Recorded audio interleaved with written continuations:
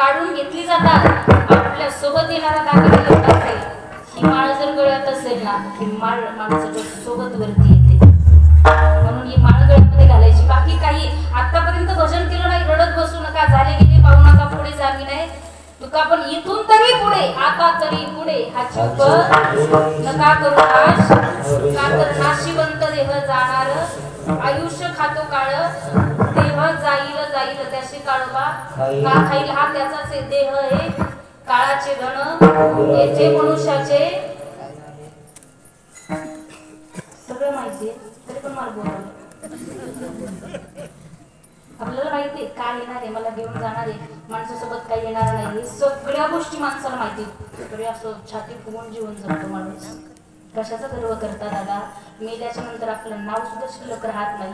एखादा व्यक्ती गेला हॉस्पिटलमध्ये असेल तर लोक म्हणतात बॉडी कुठपर्यंत आहे, नाव सुद्धा शिल्लक राहत नाही मेल्यानंतर। मग गर्व आणि घमंड कोणत्या गोष्टीचा आहे? बरेच लोक असे पाहायला भेटतात, माझ्याकडे 100 एकर जमीन आहे, मी रे 5 लाख बँकेमध्ये आहेत, खात्यावर टाकलेले आहे, मी रे 35 लाखाच्या गाडीत फिरतो, मी रे। जास्त नाटक नको करू, तुझ्यासारखे कोरोनात बरेच जिरे, हे मी रे स तुकोबाई म्हटले, देह नव्हे मी हे सरे, उरला उरे, हा देह जर संपला तर याच्यामध्ये एकच तत्व शिल्लक राहतं, त्याचं नाव विठ्ठल। मग त्या भगवंताचं भजन करायचं, निष्कामपणानं करा, अंतकरणातून करा, प्रेमानं भावानं भक्तीनं करा। आणि संत म्हटले तुम्ही काम करत असताना जरी केलं तर त्याच्यामध्ये भगवंत असतो। माझ्या सावता महाराजांनी तेच केलं, कांदा मुळा भाजी अवघी, लसूण मिरची कोथिंबिरी अवघा झाला, कणाकणा चराचरात भगवंताला पाहिलं। लोक म्हणतात ताई जगात देव, बरेच नास्तिक लोक या जगात अशी आहेत, देवाला मानत नाहीत। माझ्याकडे एक प्रश्न असतो, तुम्ही जरी देवाला मानत नसले तरी दादा देव तुम्हाला मानतोय म्हणून तुम्ही या जगात वावरताय। ज्या दिवशी देव तुम्हाला मानायचं सोडून देईल त्या दिवशी तुमच्या दारात गर्दी असेल। विचारा कशाला?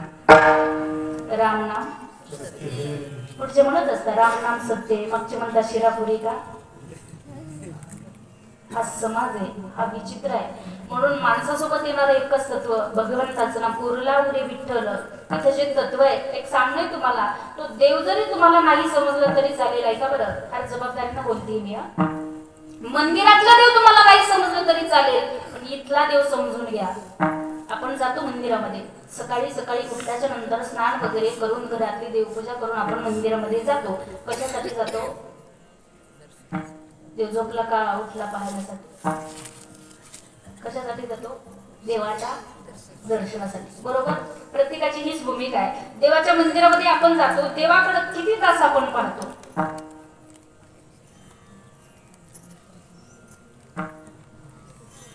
किती तास पाहतो?